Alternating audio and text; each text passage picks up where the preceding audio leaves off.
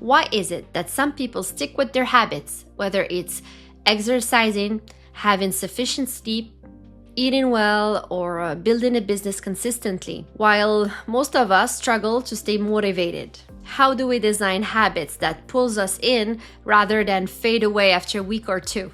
Imagine you love playing tennis and you play against a 4-year-old. You'll quickly get bored. You'll win every point and it's too easy. In contrast, if you play against a professional player like Roger Federer or Serena Williams, you'll quickly get discouraged because it's too hard. Now, imagine you're playing tennis against somebody that's at your level. It's interesting. As the game progresses, you win a few points, you lose a few. You're trying really hard, but you're not discouraged. Your focus narrows. You don't have any distractions. You really invested in the task at hand. You're in the flow, basically. This is a challenge of just manageable difficulty.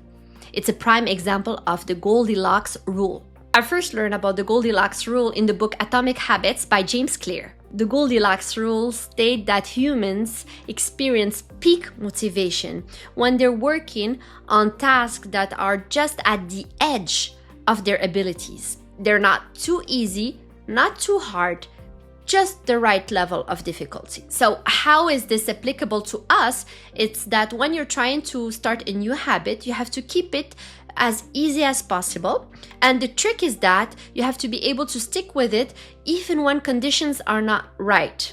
So it has to be so easy that even on your worst days, you can still do it. But once the habit has been established, it's important that you have to keep on improving and having a challenge for yourself every time you go out and show up for yourself and do the habit again. And it's important because it will keep you motivated. It will keep you engaged in doing it and not get bored. And scientists were very curious about if we had to quantify this with a number. What number would it be? The sweet spot, what's the level of improvement we should go for every single time? And it's 4%. So 4% beyond your current ability. So this is really crucial to maintain motivation.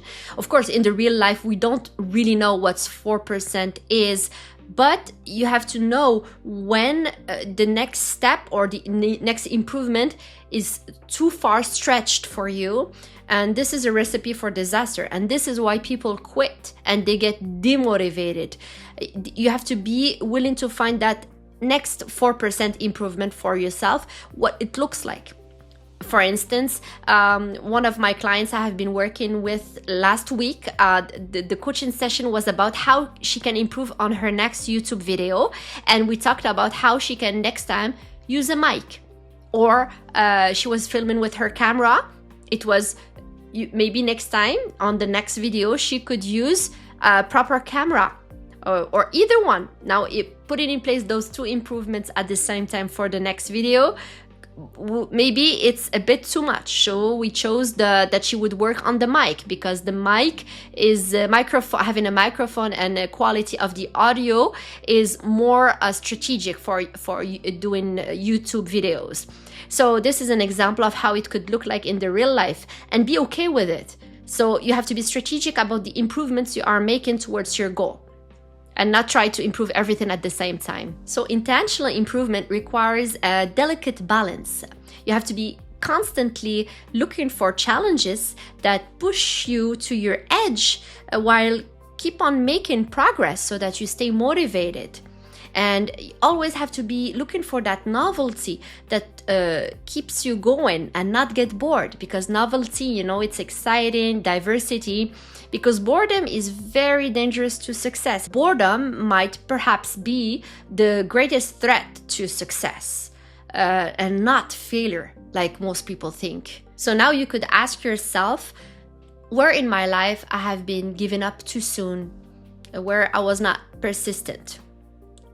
And it's not your fault, because it's just because of the strategy you have used that it's not the best practiced one according to scientists, according to the discoveries that have been made in the last years, and that you just need to give yourself the grace to go more slowly. And that's the process, actually. That's the best way to go about building a habit and a sustainable growth. You just have to find what is your own sweet spot of next improvement, and not try to change everything at the same time or require yourself a transformation within a very short period of time. I hope you found this video valuable. And if it resonated and you're someone who'd like to build better habits in her life and take massive action, be more persistent towards your goals, you can book a call with me. It's a 45-minute session. The link is down below, and we will slow down and take the time to really see your own situation, what you're struggling with, and come up with solution. So that's it for today. Take care and talk to you soon. Bye.